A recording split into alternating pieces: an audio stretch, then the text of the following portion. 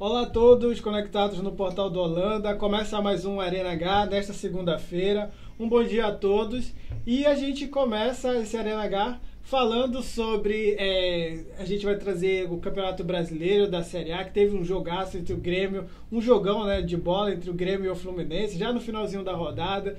Tem também a estreia do Manaus na Série D e também jogos decisivos do meio de semana, da Liga dos Campeões e também da Libertadores da América.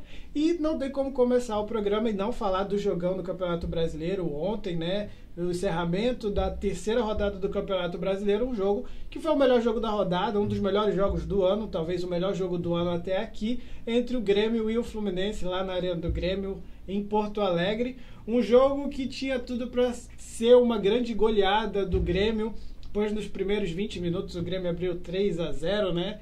E estava jogando muito bem, estava acertando tudo, e o Fluminense não conseguindo jogar o que tinha que jogar, né? Uma escalação meio equivocada do técnico do Fluminense, o Fernando Diniz, e bem acertada pelo Grêmio, que abriu 3-0, mas com erros, né? Um relaxamento que é normal quando um time acha que já está ganhando, que já está fechada a partida, acabou levando esse relaxamento que o Grêmio foi lá e acabou entregando 2 gols ali meio estranhos para o Fluminense, que deu toda a sobrevida. E no segundo tempo o Fluminense amassou o Grêmio, parecia até que o Fluminense sairia com uma goleada já no segundo tempo, mas é aquele jogão, né? Foi aquele jogo incrível que muita gente, quem viu, não vai esquecer daquele jogo. Lembra também aquele jogaço que teve entre o Santos e o Flamengo, uma vitória de 5-4 do Flamengo sobre o Santos de Neymar, o Flamengo de Ronaldinho, que foi em 2011, 2012, eu não lembro muito bem. Então, é um dos grandes jogos, mas a análise, né, desse jogo é de 2 times que se propõem, né, a jogar, que jogam... com o objetivo de fazer o gol sempre, de ter a posse de bola. E isso é algo que a gente pouco vê hoje em dia no futebol brasileiro. A gente via isso muito no passado e foi bonito ver isso dentro de campo lá na Arena do Grêmio.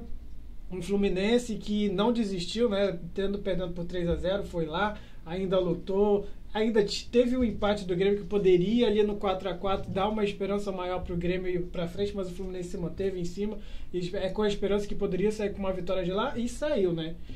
E esse foi só mais um 5-4 do Fluminense sobre o Grêmio, que aconteceu também no Campeonato Brasileiro de 2011, eu acho que no Engenhão, o Fluminense também venceu por 5-4, outro jogo maluco também, desse mesmo nível. Fluminense e Grêmio geralmente fazem jogos incríveis, ou jogo morno para um empate, ou jogos com muitos gols, e isso é bom para o Campeonato Brasileiro. É bom ver que tem times que se propõem a jogar melhor, e esse é o grande destaque da rodada do Campeonato Brasileiro, da terceira rodada, que teve jogo em Manaus, né? O jogo do Vasco com o Corinthians na Arena da Amazônia. E o meu destaque, justamente já falando do positivo, a gente vai para o negativo, que é o Vasco. O Vasco hoje está entre os últimos colocados do campeonato, né? Acho que agora é o vice-lanterna e vem apresentando um futebol muito aquém, né, para o início do Campeonato Brasileiro, para um time que foi finalista do Campeonato Carioca.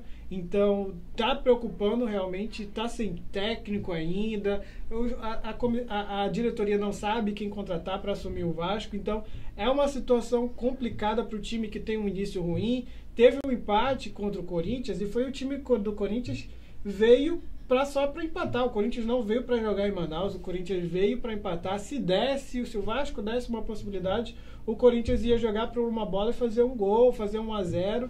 E foi o que aconteceu ainda no primeiro tempo, mas o Vasco conseguiu o empate e tinha que ter maior ímpeto, tinha que ter mais time, tinha que mostrar mais futebol para ir buscar essa vitória. E como não conseguiu, começa já a preocupar bastante no Campeonato Brasileiro para a sequência, justamente porque está no meio de um grande turbilhão de indefinições no Vasco. E a outra questão positiva dessa rodada é para o Atlético Mineiro. Que ainda está na Libertadores da América, mas já está eliminado. Ainda tem jogo nessa semana, aliás. Terça-feira, amanhã, o Atlético Mineiro ainda joga. Vamos falar sobre a Libertadores daqui a pouco. Então, mas como já está eliminado, o Atlético Mineiro está com foco total no Brasileiro, por isso é o único com 100% de aproveitamento. Vem ali ainda com um futebol ainda sem muita definição, com um técnico interino. Mas, diferentemente do Vasco, tem um time mais forte, tem um time melhor que está querendo mostrar mais futebol e apagar o vice-campeonato mineiro, apagar a eliminação precoce também na Libertadores e está tentando fazer um início de campeonato brasileiro bom. Não sei se é candidatíssimo ao título, mas está pelo menos começando bem, está com 100%, é o único 100% e invicto também. Ainda tem alguns outros times invictos no Campeonato Brasileiro. Então esses são os meus destaques, destaque principalmente para esse jogaço que teve entre o Grêmio e o Fluminense, a bela vitória do Tricolor lá no Rio Grande do Sul. E agora a gente fala sobre Campeonato Brasileiro, só que da Série D. Teve a estreia do Manaus FC, o Manaus Futebol Clube, tricampeão amazonense consecutivo, estreou no sábado contra o Santos do Amapá, lá em Macapá, fora de casa. O Manaus conseguiu vencer por 2-1. Uma boa vitória, uma boa largada no Campeonato Brasileiro da Série D. É importante largar bem nessa competição, principalmente jogando fora de casa, onde você precisa fazer mais pontos para chegar à próxima fase. Vencer em casa é obrigação, fora de casa é complicado, mas é sempre bom fazer pontos fora de casa e já sair largando vencendo. É uma questão ainda muito maior para a caminhada do Manaus FC daqui para uma possível classificação à Série C do Campeonato Brasileiro. O Manaus fez um bom jogo, fez 2-0, poderia ter até vencido com um placar melhor. Teve uma situação ali de estar jogando num campo irregular, um campo ruim, que foi motivo de reclamação pelo time, mas conseguiu sair de lá, volta para Manaus com uma vitória. No próximo sábado tem um novo jogo, no próximo domingo, acho, tem um próximo jogo também na Colina, vai enfrentar o Galvez do Acre, né? E o Manaus acaba largando bem junto com o Real Ariquemes de Rondônia, que também venceu por 3-2 e fora de casa. Dois times no mesmo grupo que venceram fora de casa. O Real Ariquemes de Rondônia venceu o Galvez do Acre. Então, o Manaus tem tudo para largar bem aí na Série D do Campeonato Brasileiro, rumo a uma classificação mais fácil, justamente para as fases mais difíceis, que são das oitavas e das quartas de final, que é quando vão decidir a vaga. E quem também joga ainda, que vai estrear na Série D, é o Fast Clube, né? O vice-campeão amazonense. O Fast vai jogar amanhã, joga na Colina, vai enfrentar o São Raimundo de Roraima. Precisa largar bem, porque já teve um jogo do time. O Barcelona de Rondônia venceu na primeira rodada, então já larga bem e o Fast não precisa ali. Tá no meio, tá embolado e também tem uma boa largada, assim como o Manaus na Série D. Tomara que seja um bom jogo também para o Fast Clube. Agora a gente fala das decisões que temos na meia de semana. Temos jogos decisivos na Libertadores da América, né? Os 7 brasileiros vão entrar em campo novamente. É a última rodada da fase de grupos da Libertadores da América. Agora o Paulo já está mostrando, acho, as partidas que vão acontecer amanhã já. O Zamora enfrenta o Atlético Mineiro. Como eu disse, o Atlético Mineiro está eliminado já da Libertadores da América. E o Zamora também. Esse jogo é na Venezuela e vai definir, na realidade é decisivo para ver quem que vai conseguir a vaga na Copa Sul-Americana de 2019, desse ano, porque o terceiro colocado de cada grupo da Libertadores da América, dos 8 grupos, consegue a vaga na Copa Sul-Americana. É um alento aí para os eliminados. Então o Atlético Mineiro vai em busca de ir para outra competição internacional, já que foi eliminado já precocemente da Libertadores da América. Na terça-feira também o River Plate enfrenta o Internacional. O Internacional já está classificado nesse grupo, no seu grupo junto com o River. O River também já está classificado e o Inter já é líder do grupo, já está garantido como o primeiro colocado. O que o Inter vai atrás lá no Monumental de Núñez, em Buenos Aires, é atrás de uma possível melhor campanha, né? Chegar a ter uma das melhores campanhas da primeira fase e ter a vantagem sempre de decidir a vaga nas oitavas, quartas, finais e semifinal, decidir essas vagas em casa. Outro jogo, já na quarta-feira teremos jogos decisivos. O Grêmio enfrenta a Universidade Católica do Chile. Esse jogo é um dos jogos mais importantes da rodada, vamos dizer assim, porque o Grêmio e a Universidade Católica brigam pela segunda vaga nesse grupo. Nesse grupo, o Libertad do Paraguai já está classificado, já tem a liderança definida, então o Grêmio e a Universidade Católica têm ambos 7 pontos. Quem vencer se classifica. O Grêmio, no caso de empate, ainda passa, né, porque está na segunda posição agora.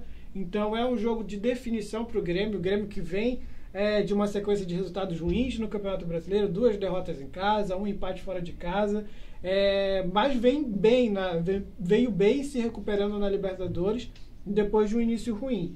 Então tá focado para isso e a torcida é para que o Grêmio consiga a classificação, né, o Imortal Tricolor, que consiga ser mais um a representar o Brasil na próxima fase da Libertadores, nas oitavas de final.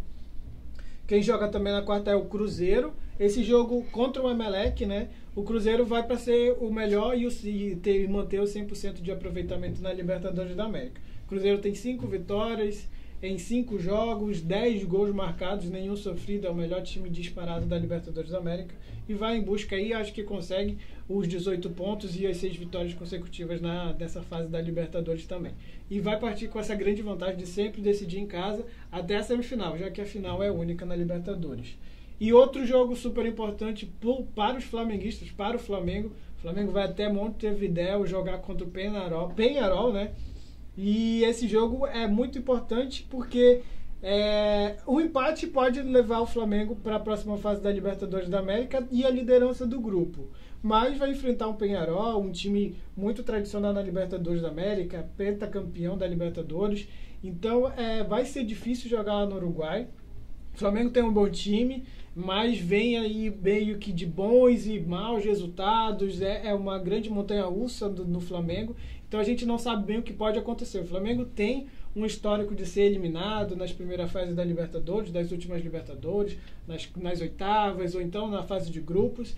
Então vai ser um jogo difícil, com certeza vai ser complicado, mas acredito que o Flamengo tem time, tem condições, está focado para conseguir essa classificação na Libertadores. O Peñarol é complicado sim jogar no Uruguai, todo mundo sabe disso, mas acredito que possa no mínimo sair com um empate lá do Uruguai e com a classificação, porque em caso de derrota o outro jogo é da LDU contra o São José. A LDU joga em casa, a LDU que venceu o Flamengo e embolou totalmente o grupo. Então a LDU tem tudo para vencer e conseguir a classificação e eliminar ou o Flamengo ou o Peñarol da Libertadores. Então é importante vencer para o Flamengo, porque uma derrota pode tirar todas as chances de se classificar e acabar ficando com uma vaguinha na Sul-Americana.